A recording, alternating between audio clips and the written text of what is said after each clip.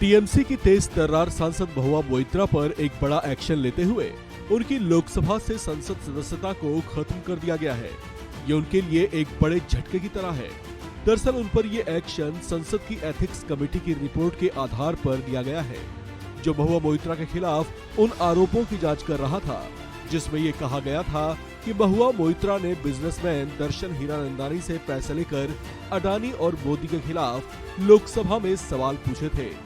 Cash for query से जुड़े इन आरोपों के बाद महुआ मोइत्रा के खिलाफ एथिक्स कमेटी की जांच बैठी थी। इसमें महुआ मोइत्रा से भी पूछताछ की गई थी, जिसमें उन्होंने कहा था कि उनके खिलाफ ऐसे आरोप निराधार और झूठे हैं, जबकि उनसे ईर्ष्या रखने वाले लोगों ने इस तरह के गलत आरोप लगाए।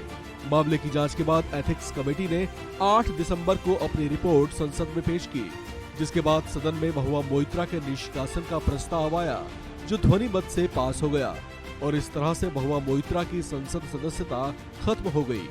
इस बात से महुआ मोइत्रा, ममता बनर्जी और टीएमसी के दूसरे नेता तिलमिलाए हुए हैं। ऐसे में अब इस बात के विकल्प तलाशे जा रहे हैं कि अब इस बड़े एक्शन के खिलाफ महुआ मोइत्रा के पास क्या विकल्प बचे हैं, जिसके तहत वो अपना बचाव कर सकती है। टीएमसी में जारी चर्चाओं के मुताबिक महुआ मोइत्रा अब जल्दी ही सुप्रीम कोर्ट का रुख कर सकती है।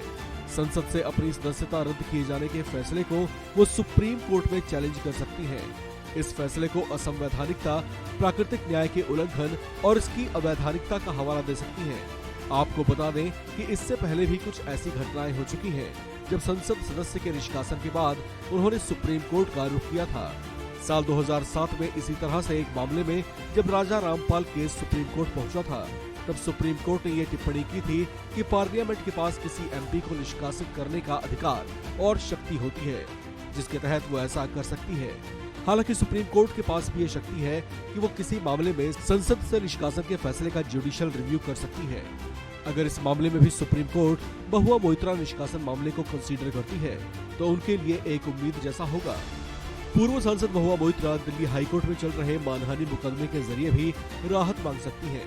अगर वो कई लोगों के खिलाफ मानहानि के केस में ये साबित कर सकती हैं कि उनके खिलाफ लगाए गए आरोप निंदनीय, मनगढ़ंत या उनकी प्रतिष्ठा को नुकसान पहुंचाने वाले हैं, तो वे एथिक्स कमेटी के फैसले को उलट सकता है।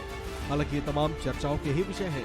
इस पर अभी उनकी तरफ से किसी एक्शन का ऐलान नहीं हुआ है, लेकिन कहा जा रहा है कि पार्टी के भीतर पार्टी स्तर पर महुआ के बचाव की तैयारियां शुरू की जा चुकी हैं। इस खबर में फिलहाल इतना ही। बाकी अपडेट्स के लिए आप बने रहिए वन इंडिया हिंदी के साथ।